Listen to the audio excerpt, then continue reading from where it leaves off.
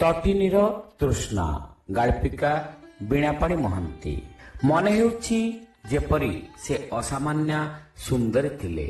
ମନେ ହେଉଛି ଯେପରି ତାଙ୍କର ଗଣ୍ଡ ଦେଶରେ ଗୋଲାପର ତ୍ୱକ୍ ଥିଲା, ଆଉ ଚଞ୍ଚଳ ଆଖି କୋଣରେ କିଛି କିଛି ଆକାଶର ନୀଳ ରଙ୍ଗ ଥିଲା। ନା ତାଙ୍କର ରୁଚି। ଅନେକ ଦିନ ତଳର ସେ ଯେପରି ଏକ ସତ୍ତାହୀନ ସୁରଭି ରୁଚି, ଯାହାର ବୃହତ୍ତର କିମ୍ବା କ୍ଷୁଦ୍ରତର ନାମ ସହିତ ଚିନ୍ମୟଙ୍କର କୌଣସି ସମ୍ପର୍କ ନାହିଁ। ସୂର୍ଯ୍ୟ ପ୍ରାୟ ଅସ୍ତ ହେବା ଉପରେ। ହୁଏତ ରୁଚି ଛିଡ଼ା ହୋଇଥିବେ ଅଧଘଣ୍ଟାଏ ଧରି ତାଙ୍କ ଅପେକ୍ଷାରେ। ଟ୍ରେନ୍ ଅଧଘଣ୍ଟାରୁ ଉପର ବିଳମ୍ବ ହୋଇଗଲାଣି। ଷ୍ଟେସନ ଏଇ ଆସିଗଲା। ରୁଚି ଛିଡ଼ା ହୋଇଛନ୍ତି। 15 ବର୍ଷ ତଳର ସେଇ ଚେହେରାରେ ଅନେକ ପରିବର୍ତ୍ତନ ଆସିଥିଲେ ହେଁ ସେ ପରିଷ୍କାର ଚିହ୍ନି ହେଉଛନ୍ତି। ଉତ୍କ୍ଷିପ୍ତ ଚୂର୍ଣ୍ଣ କୁନ୍ତଳ ତଳେ ଯେପରି ତାଙ୍କର ଚଞ୍ଚଳ ଆଖି ଚିନ୍ମୟଙ୍କ ସନ୍ଧାନରେ ଆହୁରି ବେଶୀ ଚଞ୍ଚଳ ହୋଇ ଉଠିଛି। ଆଜି ଯଦି 15 ବର୍ଷ ତଳର ଅତୀତ ହୋଇଥାନ୍ତା। ନା ନା, ସେ ଭାବିବେ ନାହିଁ। ସେ ନିଜକୁ ଦୁର୍ବଳ କରିବେ ନାହିଁ। ପାଖକୁ ଆସିଲେ ରୁଚି। ଈଷତ୍ ହସି କହିଲେ, ଅନେକ କଷ୍ଟ ସହି ଅନେକ ଦିନ ପରେ ଆସିଲ ଚିନ୍ମୟ। ମାତ୍ର ଟ୍ରେନ୍ ଆଜି ଭୀଷଣ ଡେରି କରିଦେଲା। ଜୀବନ ସାରା କେବେ ତମେ ଠିକ୍ ସମୟରେ ଆସିପାରିଲନି। ଚିନ୍ମୟ ଉତ୍ତର ଦେଲେନି। ରୁଚିଙ୍କର କଥାର ଇଙ୍ଗିତ ସେ ବୁଝିପାରିଥିଲେ। 15 ବର୍ଷ ତଳର ସ୍ମୃତି ତାଙ୍କ ମନର ସମସ୍ତ କମଳ ବନକୁ ଛାରଖାର କରିଦେଇଗଲା। ସେ କ୍ଷଣିକ ପାଇଁ କଥା କହିବାର ଶକ୍ତି ହରାଇ ବସିଲେ। କାର୍ ଭିତରେ ବସି ଷ୍ଟାର୍ଟ ଦେଲେ ରୁଚି। କିଛି ଗୋଟାଏ କହିବାକୁ ହେବ ଭାବି ଚିନ୍ମୟ କହିଲେ, ବରଂ ତୁମେ ବସ ରୁଚି, ମୁଁ ଡ୍ରାଇଭ୍ କରେ। ତମକୁ କ'ଣ ଲାଜ ଲାଗୁଛି ଚିନ୍ମୟ? ଏଠି ସମସ୍ତେ ଜାଣନ୍ତି ମୁଁ ଡ୍ରାଇଭ୍ କରେ, ମଦ ପିଇ କ୍ଲବ୍ ଯାଏ, ଆଉ ଅନେକ ବନ୍ଧୁଙ୍କୁ ଏପରି ଶଙ୍ଖୋଳି ନେବା ଯେପରି ମୋର ଏକ ଚିରାଚରିତ ଧର୍ମ। ତାପରେ ତମେ କ୍ଳାନ୍ତ ଏବଂ ମୋର ଅତିଥି, ତମେ ବସ। ଚିନ୍ମୟ ଯେପରି ଅନ୍ୟମନସ୍କ ହୋଇପଡ଼ିଲେ। ରୁଚି ଆଉ ତାଙ୍କୁ ପରିହାସ କରୁନାହାନ୍ତି ତ? ରୁଚି କାର୍ ଛାଡ଼ି ଦେଉ ଦେଉ କହିଲେ, ତୁମେ ସବୁଦିନ ବଡ଼ ଦୁର୍ବଳ ଚିନ୍ମୟ। ମୋର ଏଇ ଅବାଧ ଭ୍ରମଣ ନୀତିଟାକୁ ତମେ କେବେ ପସନ୍ଦ କରିନଥିଲ, ଆଜି ବି କରୁନାହଁ। ଆଜି ତମେ ମୋର ଅତିଥି। ମୁଁ ତମକୁ କଥା ଦେଉଛି, ତୁମେ ଥିଲା ପର୍ଯ୍ୟନ୍ତ ମୁଁ ମଦ ସ୍ପର୍ଶ କରିବି ନାହିଁ। ଓଠ ଉପରେ ଓଠ ଚାପି ସେ ଯେପରି କଣ୍ଠର ସଜଳତାକୁ ଘୋଡ଼ାଇ ରଖିଲେ। ତୁମର ମୋ ପ୍ରତି ଗୋଟେ ଭ୍ରାନ୍ତ ଧାରଣା ରହିଛି ରୁଚି। ତୁମେ ବୋଧହୁଏ ପ୍ରଦୋଷର କଥାଟାକୁ ବିଶ୍ୱାସ କରିଛ। ରୁଚି କହିଲେ, ମୋ ନିଜର ଗଣନା ଉପରେ ମୁଁ ବେଶୀ ନିର୍ଭର କରେ ଚିନ୍ମୟ। ମୋର ଏଇ ଅହଂ ଭାବଟାକୁ ତୁମେ ସହ୍ୟ କରିପାରିଲନି। ତୁମେ କାହିଁକି? ମୁଁ ନିଜେ ବି ସମୟ ସମୟ ଦୁର୍ବଳ ମନେ କରେ ତାକୁ ନେଇ। ଛାଡ଼, ତେବେ ପ୍ରଦୋଷର କଥାକୁ ଦାମ ଦେଇନାହିଁ କେବେ। ଆଉ ଆଜି? ରୁଚି ହସୁଥିଲେ। ଖୁବ୍ ସ୍ତିମିତ ଆଲୋକରେ ତାଙ୍କର ପ୍ରଦୋଷ ପାଇଁ ଉଦ୍ଦିଷ୍ଟ ବ୍ୟଙ୍ଗ ହସର କ୍ଷୀଣରେଖା ଯେପରି ଚିନ୍ମୟଙ୍କୁ କ୍ଷତ ବିକ୍ଷତ କରିଦେଉଥିଲା। ଏଇ ସେ ରୁଚି, ବହୁ ସୁଖ୍ୟାତି ସମ୍ପନ୍ନ ଧନୀ ପିତାର କନ୍ୟା। ବିଳାସ ବ୍ୟସନ ପ୍ରାଚୁର୍ଯ୍ୟ ଭିତରେ ଜୀବନଟାକୁ ଅହରହ ଫାଙ୍କି ଦେବା ଯେପରି ତାଙ୍କର ଗୋଟେ ନିଶା ଥିଲା। ଅଥଚ କି ଅମାୟିକ ବ୍ୟବହାର ସେ କରୁଥିଲେ। ତାଙ୍କର ବ୍ୟକ୍ତିତ୍ୱ, ତାଙ୍କର ବିରାଟ ନାରୀତ୍ୱ ଭିତରେ ଯେପରି ସତ୍ତା ହରେଇ ବସୁଥିଲେ। ସହର ରାସ୍ତା ଛାଡ଼ି ଗାଡ଼ି ଯେପରି ଅନ୍ୟ ଏକ ରାସ୍ତାରେ ଚାଲିଛି। ଚିନ୍ମୟ ପାଟି କରି ଉଠିଲେ, ଆରେ ଏ କ'ଣ କରୁଛ ରୁଚି? ଆମେ ଯେ ରାସ୍ତା ଛାଡ଼ି ଉବାଟକୁ ଆସିଗଲେଣି। ଭୟ କରିବାର କିଛି ନାହିଁ। ସମଗ୍ର ରାତି ଆମକୁ ଏମିତି ଅବାଟରେ ଚାଲିବାକୁ ହେବ। ମୁଁ ଆଉ ଏଠାରେ ରହୁନାହିଁ। କିଛି ଦିନ ଧରି ଯେପରି କିଛି ଭଲ ଲାଗୁନାହିଁ। ତେଣୁ ସହର ଛାଡ଼ି 200 ମାଇଲ ଦୂରରେ ମୁଁ ଅଛି। ଅବଶ୍ୟ ସେ ସ୍ଥାନକୁ ସହର କୁହାଯାଇ ପାରିବ, ହେଲେ ସେ ମୋର ଅପରିଚିତ ସହର। ସେଠି କିନ୍ତୁ ମୋର ଭୟ ହୁଏ ଚିନ୍ମୟ। ମୁଁ ବେଶୀ ଦିନ ରହିପାରିବି ନାହିଁ। କେଜାଣି କେଉଁ ମୁହୂର୍ତ୍ତରେ ସେ ଅସ୍ଥାୟୀ ନୀଡ଼ ଛାଡ଼ିଦେଇ ମୁଁ ପୁଣି ଚାଲିଯିବି। ଜୀବନଟାକୁ ଏମିତି ଫାଙ୍କି ଉଡ଼େଇଦେଲ ରୁଚି। ଫାଙ୍କିଲେ ଆଉ କୁଆଡ଼ୁ? ଜୀବନଟା ଯେ ମୋ ଉପରେ ବୋଝ ହୋଇ ବସିଗଲାଣି, ବରଂ ଜୀବନଟା ମୋତେ ଫାଙ୍କିବାକୁ ବସିଲାଣି। ଚିନ୍ମୟ ଉତ୍ତର ଦେଲେନି। 15 ବର୍ଷ ଧରି ରୁଚିଙ୍କ ସହିତ ନବବର୍ଷର ଶୁଭେଚ୍ଛା କାର୍ଡ ଆଉ ଜନ୍ମଦିନର ବଧେଇ ବ୍ୟତୀତ ତାଙ୍କର ଅନ୍ୟ କିଛି ସମ୍ପର୍କ ନାହିଁ। ବହୁ ପରିଚିତ ଏହି ନାରୀଟି ସହିତ ତାଙ୍କର ଦୀର୍ଘ ଦିନର ବିଚ୍ଛେଦ ଭିତରେ ଅନେକ ଘଟଣା ଯେ ଘଟି ନଥିବ ଏକଥା ସେ କାହିଁକି ଭାବୁଛନ୍ତି। 60 ମାଇଲ ବେଗରେ ଗାଡ଼ି ଗତି କରି ଚାଲିଛି। ଦୁଇ ତଟରେ ଶ୍ୟାମଳ କ୍ଷେତରାଜି, ଆକାଶରେ ଖଣ୍ଡ ଖଣ୍ଡ ଧଳା ମେଘ, ଆଉ ମଝିରେ ମଝିରେ ହାଲକା ଶୀତଳ ପବନର ସ୍ପର୍ଶ। ଚିନ୍ମୟଙ୍କୁ ଲାଗୁଥିଲା ସତେବା ସ୍ୱର୍ଗର ପରି ତାଙ୍କୁ ଉଡ଼ାଇ ନେଇଯାଉଛି କୁଆଡ଼େ। ହଠାତ୍ ଷ୍ଟାର୍ଟ ବନ୍ଦ କରି ରୁଚି କହିଲେ, ତମକୁ ନିଶ୍ଚୟ ଭୋକ ଲାଗିବଣି ଚିନ୍ମୟ। ଟିଫିନ୍ କ୍ୟାରିୟର ଖୋଲି ତମେ କିଛି ଖାଇନିଅ। ସେ ଦ୍ୱାର ଖୋଲି ପଦାକୁ ଉଠିଗଲେ। ତମେ ନିଜେ କିଛି ଖାଇନିଅ ରୁଚି। ନା, ମତେ ମୋଟେ ଭୋକ ନାହିଁ। ତାପରେ ଆଜିକାଲି କେଜାଣି କାହିଁକି ଖାଇବାକୁ ଇଚ୍ଛା ବି ହୁଏ ନାହିଁ। ସମୟ ସମୟ ଭୟ ହୁଏ ମୁଁ ଆଉ ଅନାହାରରେ ମରିଯିବି ନାହିଁ ତ। ରୁଚି ଯେପରି କହୁ କହୁ ଆବେଗରେ ଚିନ୍ମୟଙ୍କର ହାତ ପାପୁଲିକୁ ମୁଠାଇ ଧରିଲେ। ଅନ୍ଧକାର, ଚତୁର୍ଦିଗରେ ଘନ ଅନ୍ଧକାର, ତଥାପି ରୁଚିଙ୍କୁ ସେ ସ୍ପଷ୍ଟ ଦେଖିପାରୁଥିଲେ। ଯେତେ ନିକଟରେ, କେତେ ଆପଣାର ଲୋକ ପରି ସେ ତାଙ୍କ ପାଖରେ ଛିଡ଼ା ହୋଇଛନ୍ତି। ଅଥଚ 15 ବର୍ଷ ତଳେ ଗୋଟାଏ କଥା କହିବାକୁ ଯାଇ ବାରମ୍ବାର ଲେଉଟି ଆସିଥିଲେ। କିନ୍ତୁ ତାଙ୍କ ପ୍ରତି ଯେଉଁ ଭୀଷଣ ଦୁର୍ବଳତା ଥିଲା ସେ କଥା ସେ ପାଶୁରିବେ କିପରି? ରୁଚିଙ୍କର ବିବାହ ପରେ ଚିନ୍ମୟ ଚାହିଁଥିଲେ ମୃତ୍ୟୁ, କିନ୍ତୁ ତା ହେଲା ନାହିଁ। ଆଜି ଯେପରି ପୌଷର ପଳିତ ପତ୍ରରେ ବସନ୍ତର ମଳୟ ଅକାଳରେ ଅଗ୍ନି ସଂଯୋଗ କରିଛି। ବଞ୍ଚିବା ପାଇଁ ଆଉଥରେ ମନରେ ଆସୁଛି ରୋମାଞ୍ଚ। ଆରେ ଆରେ Chinmay, I admit you are a brave boy. Oh silly. ଦେଖ ଚିନ୍ମୟ, ଅନ୍ଧକାର ଯାଇ ଆଲୋକ ଆସିଲେ ତମେ ପୁନଶ୍ଚ ହସି ଉଠିଲେ ରୁଚି, ଆଉ ଚମକି ଘୁଞ୍ଚିଗଲେ ଚିନ୍ମୟ। ସେ ହସ ଭିତରେ ଯେପରି ଅଜସ୍ର କାରୁଣ୍ୟର ଜଳତରଙ୍ଗ ସୃଷ୍ଟି ହେଲା। ଗାଡ଼ିରେ ବସୁ ବସୁ ରୁଚି କହିଲେ, ମୋ କଥାରେ ତୁମେ ଆଘାତ ପାଇଲ ପୁଣି? ଚୁପ୍ ହେଲ ଯେ? ଚିନ୍ମୟ ହସି ସିଗାରେଟ ଧରିଲେ, ଆଉ କଥାର ମୋଡ଼ ଘୁରାଇ କହିଲେ, ତୁମେ ପ୍ରଦୋଷକୁ ଏମିତି ଏକା ଛାଡ଼ିଦେବାଟା ମୁଁ ପସନ୍ଦ କରୁନାହିଁ ରୁଚି। ସେ ଦାର୍ଜିଲିଂରେ, ଆଉ ତୁମେ ଏକ ନିରାଟ ମଫସଲରେ। ମୁଁ ଏହାର ମାନେ ବୁଝୁନି। ତୁମେ ବୁଝିପାରିବନି ଚିନ୍ମୟ। ଧନୀ ଲୋକଙ୍କର ଗର୍ବ ଆଉ ଉଦ୍ଧତ ଭଙ୍ଗୀ ଥିବ, ସେମିତି ଗରିବ ଲୋକଙ୍କର ଏକ ନିଃସହାୟ ଭାବ ଥିବ। ଏ ଦୁଇଟି ଜିନିଷ ମଣିଷକୁ ସହଜ କରେ ନାହିଁ। ଏକାଠି ରହି ବଞ୍ଚିବାକୁ ହେଲେ କିଛିଟା ସ୍ୱାଭାବିକତା ଦରକାର। ସେ ହେଲା ନାହିଁ। ମୋର ଉଦ୍ଧତ ମାତ୍ରା ତାଙ୍କ ଉପରେ ଯେତିକି ମାଡ଼ି ମାଡ଼ି ପଡ଼ିଲା, ତାଙ୍କର ନିଃସହାୟ ଭାବ ସେତିକି ଅନୁପାତରେ ମୋତେ ଅଣନିଶ୍ୱାସୀ କରିଦେଲା। ପ୍ରଦୋଷର ଅନେକ ଗୌଣ ମନୋବୃତ୍ତିର ବିକାର ଅଛି। ତମେ ଜାଣ ଚିନ୍ମୟ, ମୁଁ କୌଣସି ପୁରୁଷ ଲୋକର ଅସହାୟତାକୁ ସହ୍ୟ କରିପାରେ ନା। ମୁଁ ବଡ଼ ଅହଙ୍କାରୀ, ଆଉ ମୁଁ ଚାହିଁଥିଲି ପ୍ରଦୋଷ ହେଉ ମୋ ଠାରୁ ବଳି ଅହଙ୍କାରୀ। କିନ୍ତୁ ଦିନକୁ ଦିନ ସେ ବଡ଼ ଭୀରୁ ହୋଇଗଲେ। ସେଥିପାଇଁ ସେ ଦୂରେଇ ଯାଉଛନ୍ତି। ବ୍ୟବସାୟ ଆଳରେ ସେ ମାସ ମାସ ଧରି ଏଣେତେଣେ ବୁଲୁଛନ୍ତି। ମୁଁ ଯେଉଁଥିପାଇଁ ଚିନ୍ତିତ ନୁହେଁ। ମୁଁ ଚିନ୍ତିତ ଜୀବନଟା ଯେପରି ମୋ ଉପରେ ବୋଝ ହୋଇଗଲା। ତମର ଝିଅ ଏବେ କେଉଁଠି? ସେ ଆହୁରି ଆଶ୍ଚର୍ଯ୍ୟର କଥା।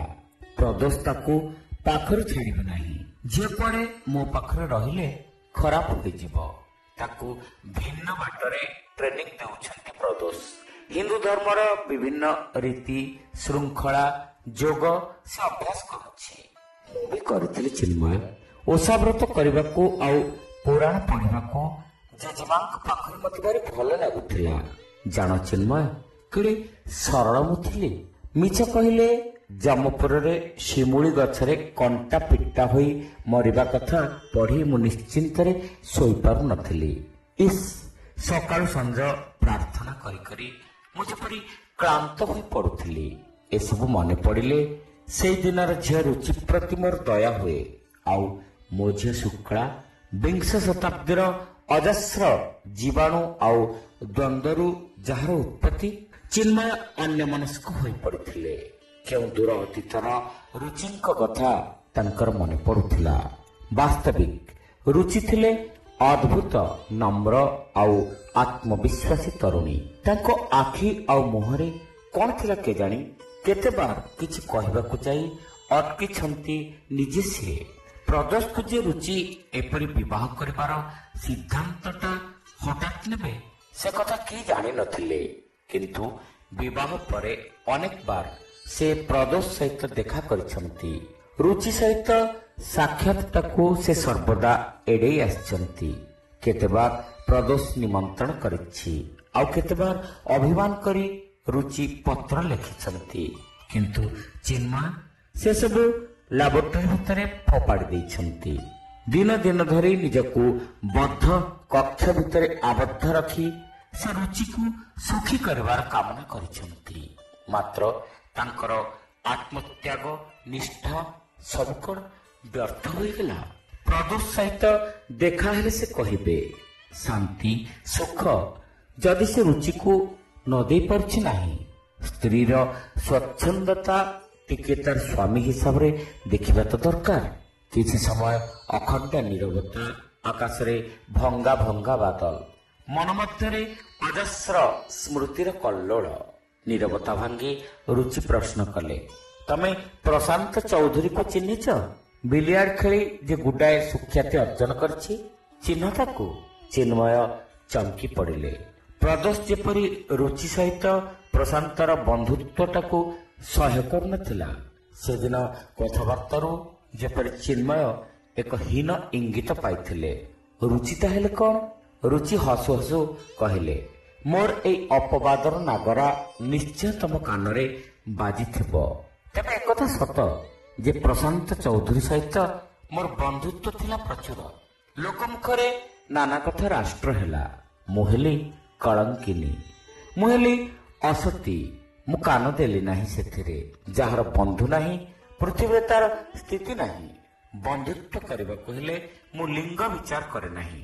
ମୁଁ ତାକୁ ସ୍ନେହ କରୁଥିଲି, ଅତଏବ ତାକୁ ମୁଁ ବୁଝାଇ କହିଲି ନ ଆସିବାକୁ। କିନ୍ତୁ ସେ ସ୍କାଉଣ୍ଡେଲ କଣ କଲା ଜାଣ? ମୋ ବେକ ଚାରିପଟେ ହାତ ଗୁଡ଼େଇ ସେ କହିଲା, ପ୍ରଶାନ୍ତ ଖେଳୁଆଡ଼ ହେଲେ ବି ଏତେ ନୀଚ ନୁହେଁ ରୁଚି ଦେବୀ। ମୁଁ ତମକୁ ବିବାହ କରିବାକୁ ରାଜି ଅଛି, ଚାଲ ପଳାଇବା। ମୁଁ ତାକୁ ଅନେକ ଚମକି ପଡ଼ିଲି। ମୋ ଠାରୁ ସେ 6 ବର୍ଷ ଛୋଟ। ମୋ ବାଳ ଗୁଡାକ କାନ ପାଖରୁ ପ୍ରାୟ ପାଚିଗଲାଣି। ମୋ ମୁଣ୍ଡରେ ଏମିତି ପିତ୍ତ ଚଢି ଯାଇଥିଲା ଯେ ମୁଁ ତାକୁ ପାଦରୁ ଚପଲ କାଢି ସେକି ଦେଇଗଲି। ଚିନ୍ମୟ, ଭବିଷ୍ୟତରେ ଯେପରି ସେ କେଉଁଠି ଏହାର ପୁନରାବୃତ୍ତି ନ କରେ। ସେଦିନୁ ମୁଁ ତାକୁ ଆଉ ଦେଖି ନାହିଁ। କୌଣସି ପୁରୁଷର ଅଯଥା ଅତ୍ୟାଚାର ମତେ ସୁଖ ଲାଗେ ନାହିଁ। ନିହାତି ସ୍କାଉଣ୍ଡେଲଟାଏ। ଚିନ୍ମୟ ଏକନିଷ୍ଠ ହୋଇ ଶୁଣୁଥିଲେ ରୁଚିଙ୍କ ଜୀବନରେ ପ୍ରଶାନ୍ତ ଚୌଧୁରୀର ସଂକ୍ଷିପ୍ତ ଇତିହାସ। କଣ କହିବେ ହୋଇ ସେ ଅଟକିଗଲେ। କାରଣ ରୁଚି କାର ଅଟକାଇ କହିଲେ, ପଦାକୁ ଆସ, ଟିକିଏ ଖୋଲା ପବନ ଦେହରେ ବାଜୁ। ଚିନ୍ମୟ ଉଠି ଆସିଲେ। ଚତୁର୍ଦିଗରେ ତମସାର ଘନ କାଳିମା, ସାମ୍ନାରେ କ୍ଷୀଣ ରେଖାର ନଈଟିଏ ବହି ଯାଉଛି କେବଳ। ବଡ଼ ନିସ୍ତବ୍ଧ, ବଡ଼ ନିଃସଙ୍ଗ ଲାଗୁଛି ମନଟା। ଜାଣ ଚିନ୍ମୟ, ବେଳେ ବେଳେ ଏମିତି ମଝି ରାତିରେ ଖୋଲା ପଡ଼ିଆରେ ଛିଡ଼ା ହୋଇ ଆକାଶର ତାରାକୁ ଚାହିଁବାକୁ ଭାରି ଇଚ୍ଛା ହୁଏ। ଜନ୍ମ କାଳରୁ ଯେପରି ବଞ୍ଚିବାର ନିମ୍ନତମ ଚାହିଦା ଖୋଜି ଖୋଜି ମୁଁ କ୍ଳାନ୍ତ ହୋଇ ପଡ଼ିଲିଣି, ଅଥଚ ପୃଥିବୀର ସମସ୍ତ ପ୍ରାଚୁର୍ଯ୍ୟ ଯେପରି ମୋ ପାଦ ତଳେ ଲୁଟୁଛି। ଆଉ ଯେପରି ଭଲ ଲାଗୁନି ଚିନ୍ମୟ। 15 ବର୍ଷ ତଳର ରୁଚି ଆଉ ଆଜିର ରୁଚି ଭିତରେ ଏତେ ବେଶୀ ପ୍ରଭେଦ ଆସିଛି, ଯାହାକି ମୋ କଳ୍ପନାର ବହିର୍ଭୂତ। ମୁଁ ତମକୁ କଣ କହି ବୁଝାଇବି ମୁଁ ନିଜେ ଜାଣେ ନାହିଁ। ମତେ ବୁଝାଇବାକୁ ଚେଷ୍ଟା କରିବ ନାହିଁ। ତମର ମନେ ଥିବ ଚିନ୍ମୟ, ମୋର ଲାଇବ୍ରେରୀରେ ପୃଥିବୀର ସବୁ ବିଶିଷ୍ଟ ସାହିତ୍ୟିକଙ୍କର ବହି ଥିଲା। ରାଶି ରାଶି ବହି, ରାଶି ରାଶି ଉପଦେଶ, ଅଭିଜ୍ଞତାର କାହାଣୀ। ସେ ବହି ସବୁ ମୋର ଅତି ଆପଣାର ପ୍ରିୟଜନ ଥିଲେ। ଗ୍ରନ୍ଥ କୀଟ ପରି ମୁଁ ସେମାନଙ୍କ ଭିତରେ ବସି ରହୁଥିଲି ବର୍ଷ ବର୍ଷ। କିନ୍ତୁ ସେଥିରେ ଦିନେ ହଠାତ୍ ନିଆଁ ଲାଗିଗଲା। ଅତି ବିକଳରେ ମୁଁ ଯେତେବେଳେ ପ୍ରଦୋଷକୁ ପ୍ରତିକାର ବ୍ୟବସ୍ଥା କହିଲି, ସେ କଣ କହିଲେ ଜାଣ? ଯାହାର ଧ୍ୱଂସ ଅନିବାର୍ଯ୍ୟ, ତୁମେ ତାକୁ ପ୍ରତିରୋଧ କରିପାରିବ ନାହିଁ। ସେଇଦିନୁ ଲାଇବ୍ରେରୀର ସଉକ ମୋର ଭାଙ୍ଗିଗଲା। ଆଉ ଥରେ ନୂଆ କରି ଗଢ଼ିବାର ସ୍ପୃହା ମୋର ରହିଲାନି। ହାରି ଯାଇଥିବା ସେଇ ପୁସ୍ତକର ବନ୍ଧୁତ୍ୱକୁ ସାଉଟି ଆଣିବାକୁ ମୋର ଇଚ୍ଛା ହେଲା ନାହିଁ। ହଠାତ୍ ଥରେ ଆର୍ଟିଷ୍ଟ ସୁନୀଲ ସହିତ ଦେଖା ହେଲା। ଆର୍ଟ ଛାଡ଼ି ଏବେ ସେ ଦାର୍ଶନିକ ହୋଇଯାଇଛି। କିନ୍ତୁ ମତେ ଦେଖି ତାର ଛବି ଆଙ୍କିବାର ସଉକ ହେଲା ଚିନ୍ମୟ। କିନ୍ତୁ କଣ କଲା ଜାଣ, ସେ ଯୋଉ ଛବି ଆଙ୍କିଲା ସେଥିରେ ମୁଁ ଏକ ଭରା ପୁଷ୍କରିଣୀର ମଧ୍ୟସ୍ଥଳରେ ଛିଡ଼ା ହୋଇ ଏକ ପଦ୍ମପତ୍ରକୁ ଚାହିଁ ହସୁଛି। ମୋ ଓଠର ହସ ଗୁଡାକ ଖଣ୍ଡ ଖଣ୍ଡ ହୀରା ପରି ପଦ୍ମପତ୍ର ଉପରେ ପଡ଼ି ତଳକୁ ଖସି ପଡୁଛି। ଆଉ ତା ତଳେ ସୁନୀଲ ଲେଖିଛି, life you may avoid but death you shall not. You shall not deny the stranger. ସେ ଛବି ମୋ ପାଖରେ ନବବର୍ଷର ଶୁଭେଚ୍ଛା ନେଇ ଆସି ଯେଉଁଦିନ ପହଞ୍ଚିଲା, ସେଦିନ ମୋର ମନେ ହେଲା ମୋର ରକ୍ତ ଆଉ ଜୀବନିକା ଯେପରିକି ଶୋଷି ନେଇଛି। ମୁଁ ହଠାତ୍ କ୍ଳାନ୍ତ ହୋଇପଡ଼ିଲି। ମୋର ମନେ ହେଲା ପୃଥିବୀର କୌଣସି ବିଜ୍ଞ ଲୋକ ପାଖରେ ମୁଁ ଯେପରି ଗ୍ରାହ୍ୟ ନୁହେଁ। ଚିନ୍ମୟ, ମୁଁ ବଡ଼ ଅବଶ ମନେ କରୁଛି। ପ୍ରତି ମୁହୂର୍ତ୍ତରେ ମୁଁ ଯେପରି ଇଞ୍ଚ ଇଞ୍ଚ କରି ମରିଯାଉଛି। ମୋର ମନେ ହେଉଛି ପୃଥିବୀର ଅଜସ୍ର ପ୍ରାଚୁର୍ଯ୍ୟ ଭିତରେ ମୋର ଯେପରି ବଞ୍ଚିବା ପାଇଁ ସାମାନ୍ୟତମ ଆବଶ୍ୟକତାର ଅଭାବ ରହିଛି। ତେବେ କଣ ଚିନ୍ମୟ, ମୁଁ କଣ ଆକାଶ କୁସୁମ ପଛରେ ଧାଇଁଛି? ମୁଁ କଣ ଅରଣ୍ୟ ରୋଦନ କରୁଛି? ଚିନ୍ମୟ ଉତ୍ତର ଦେଲେନି। ସେ ବୈଜ୍ଞାନିକ। ଖାଦ୍ୟଶସ୍ୟ ଉପରେ ପ୍ରତ୍ୟକ୍ଷ ନିର୍ଭର ନ କରି ମଣିଷ କିପରି ସାମାନ୍ୟ ଟାବଲେଟ୍ ଗୋଟିଏ ଖାଇ ଜୀବନଯାପନ କରିପାରିବ, ସେଇ ଗବେଷଣାରେ ସେ ଦିନରାତି ଲାଗିଛନ୍ତି। ସେଇ ଟାବଲେଟ୍ ବ୍ୟତୀତ ମଣିଷ ଜୀବନର ଅନ୍ୟ କିଛି ଚାହିଦା ସେ ଜାଣନ୍ତି ନାହିଁ। ରୁଚିଙ୍କ ପ୍ରଶ୍ନ ବାଣରେ ସେ ଯେପରି ତଟସ୍ଥ ହୋଇଯାଇଥିଲେ। ରୁଚି ପୁଣି ତାଙ୍କୁ ହଲାଇ ଦେଇ କହିଲେ, ମୁଁ ଜାଣେ ଚିନ୍ମୟ, ଜଣେ ନାରୀ ତୁଣ୍ଡରେ ଏସବୁ କଥା ଅନ୍ୟାୟ ଆଉ ଅଶୋଭନୀୟ। ତମେ ବୁଝିପାରିବନି। ତୁମ ବନ୍ଧୁ, ତୁମର ସମାଜ ଆଉ ତୁମର ପୌରୁଷ ଏ କଥାର ଦାମ ଦେବ ନାହିଁ। ମୁଁ ଯଦି ଅକାଳରେ ମରିଯାଏ, ତେବେ ତମେ ତାକୁ କହିବ ଗୋଟେ ସଉକ। ତୁମେ ତ ବୁଝିବ ନାହିଁ ତୁମ ସମାଜର ଆଉ ପୃଥିବୀର ଅଜସ୍ର ପ୍ରାଚୁର୍ଯ୍ୟ ଭିତରେ ସାମାନ୍ୟ ଗୋଟାଏ ନାରୀ ବଞ୍ଚିବାର ନିମ୍ନତମ ଚାହିଦା ଅଭାବରେ ଅସମୟରେ ଚିନ୍ମୟ ପାଟି କରି ଉଠିଲେ। ଚୁପ୍ କରୁଛି, ତମେ ପାଗଳି ହୋଇଯାଇଛ ନା କଣ? ମୁଁ ପାଗଳି ନୁହେଁ। ଗୁଡାଏ ସତ କଥା ତୁମେ ନିସ୍ତବ୍ଧ ରାତ୍ରିରେ ଶୁଣୁଥିବାରୁ ମତେ ମଣିଷ ନ ଭାବି ପାଗଳି ଭାବିବ।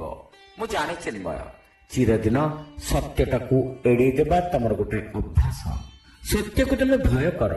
ମୁଁ କହିବି ତୁମେ ଭୀରୁ, ଦୁର୍ବଳ। ରୁଚି, ତମେ ମତେ ଏବେ ବି ବୁଝିଲ ନାହିଁ। ତମକୁ ବୁଝି ନାହିଁ? ବୁଝିଛି ବୋଲି ତ ଏତେ ନିର୍ଭୟରେ କହୁଛି।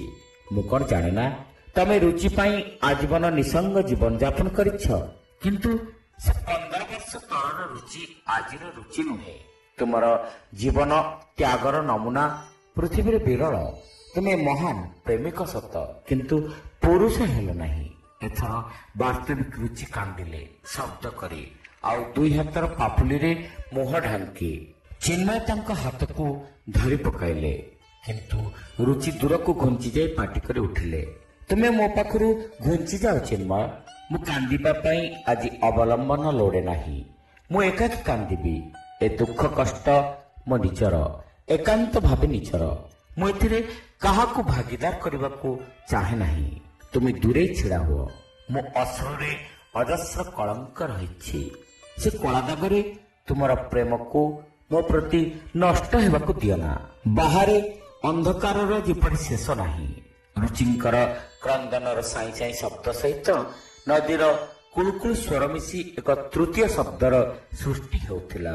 କେଉଁ ଶବ୍ଦର ମାନେ ବୁଝିବା ଚିନ୍ମୟ ପକ୍ଷରେ ଅସମ୍ଭବ ଥିଲା। ଚିନ୍ମୟ ନିର୍ବାକ ହୋଇଯାଇଥିଲେ।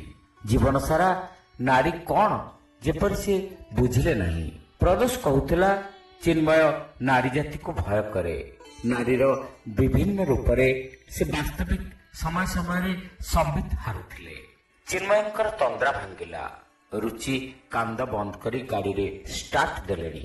ସେ ପାଖକୁ ଯାଇ କହିଲେ, ତମେ ଟିକେ ବିଶ୍ରାମ କର ରୁଚି, ମୁଁ ଡ୍ରାଇଭ କରେ। ନା ନା, ତମେ ବସ। ତମେ ମୋର ଅତିଥି ଚିନ୍ମୟ। ତମକୁ ସୁସ୍ଥରେ ରଖିବା ମୋର କର୍ତ୍ତବ୍ୟ। କିନ୍ତୁ ତମକୁ ଆଜି ବହୁତ କଷ୍ଟ ଦେଲିଣି। ଏତିକି ବେଦନା ତମେ ସହ୍ୟ କରିନେବ। ବସ, ଡେରି ହେଉଛି ଯେ। ଚିନ୍ମୟ ଅଗତ୍ୟ ବସିଲେ। ଶୁଖିଲା ଲୁହର ଦାଗ ତାଙ୍କ ଆଖି ପାଖରେ। ବଡ଼ ଶ୍ରୀହୀନ ଲାଗୁଛନ୍ତି ରୁଚି। ଅଥଚ କେତେ ଲୋଭନୀୟ ଥିଲା ତାଙ୍କର ଚେହେରା। ବାରମ୍ବାର ଚାହିଁ ରହିଲେ ବି ତାଙ୍କର ତୃପ୍ତି ଆସୁନଥିଲା। ଲାବୋରେଟୋରୀରେ ଗବେଷଣା କରୁ କରୁ ବହୁବାର ତାଙ୍କ ଆଖି ସାମ୍ନାରେ ନାଚି ଉଠେ ରୁଚିଙ୍କର ସେହି ମନମୁଗ୍ଧକର ଛବି। ଗବେଷଣା ବନ୍ଦ ରୁହେ, ଫର୍ମୁଲା ଶେଷ ହୁଏ ନା କି ବହିର ପୃଷ୍ଠା ଓଲଟେ ନାହିଁ। 15 ବର୍ଷ ଧରି କେବଳ ମାମୁଲି ସମ୍ପର୍କ ଛଡ଼ା ସେ ଅଧିକ ସମ୍ପର୍କ ରଖିନାହାନ୍ତି, କାରଣ ସେଥିରେ ରୁଚି ହୋଇଥାନ୍ତେ ଅସୁଖୀ। ନିଜ ଅପେକ୍ଷା ଅଧିକ ଭଲ ପାଉଥିଲେ ସେ ରୁଚିଙ୍କୁ। ତେଣୁ ସେ ନିଜକୁ ଅଗ୍ନିରେ ଦାହ କରି ତାଙ୍କୁ ଆଲୋକ ଦେବାକୁ ଅନବରତ ଚେଷ୍ଟା କରି ଆସିଛନ୍ତି। ହେଲେ ଚିନ୍ମୟଙ୍କ ଆଖିପତା ବୁଝି ହୋଇ ଆସୁଛି। ଘଣ୍ଟାରେ ବୋଧେ 4ଟା ବାଜିବ। ଏତେ ସମୟ ଧରି ଡ୍ରାଇଭ୍ କଲେ ମଧ୍ୟ କ୍ଳାନ୍ତି ଆସୁନାହିଁ। ବଡ଼ ଚିନ୍ତାମଗ୍ନ ଯେପରି ସେ। ନା ଥାଉ, ସେ ତାଙ୍କୁ ଅଧିକ କିଛି ପ୍ରଶ୍ନ କରିବେ ନାହିଁ। କିନ୍ତୁ ରୁଚି ଯେ ତାଙ୍କୁ ଡାକିଥିଲେ କ'ଣ କହିବେ ବୋଲି ଏପର୍ଯ୍ୟନ୍ତ କହିନାହାନ୍ତି। ପଚାରିବେ କି? ନା ଥାଉ, ବଡ଼ ଅସୁସ୍ଥ ଲାଗୁଛି ମନଟା। ଚତୁର୍ଦିଗ ଫାଙ୍କା, ନିର୍ଜନ, ଏକାକୀ ମନ ଖାଁ ଖାଁ କରି ଉଠୁଛି।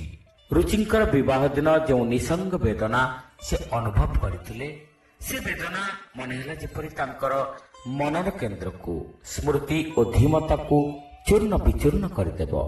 ରୁଚି କିନ୍ତୁ ନୀରବ। ଅବିଶ୍ରାନ୍ତ ଝଡ଼ ପରେ ସବୁଜ ବନାନୀ କ୍ଳାନ୍ତ ଅବା।